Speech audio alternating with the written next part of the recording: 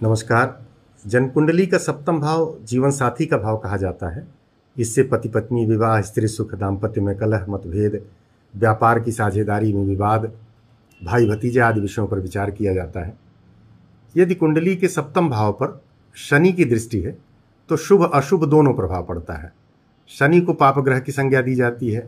इसकी प्रकृति क्रूर तथा नपुंसक होती है। शुभ प्रभाव शनि का धन धान्य से पूर्ण तथा कष्टों से मुक्त रखता है, लेकिन जब अशुभ प्रभाव पड़ता है तो जातक को शारीरिक रोग, दरिद्रता, संबंध विच्छेद, तनाव आदि अनेक स्थितियों का सामना करना पड़ता है। शनि की 3 दृष्टि होती है, तीसरी, 7वीं तथा 10वीं।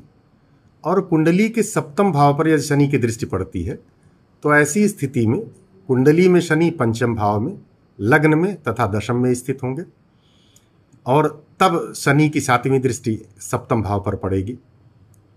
शनि की सप्तम भाव पर दृष्टि से दाम्पत्य में उदासीनता का भाव रहता है, लेकिन दाम्पत्य चलता रहता है। दशम में यदि शनि स्थित हैं तो विवाह विलंब से होता है और पति पत्नी के बीच कुछ मतभेद रहता है, उदासीनता बनी रहती है।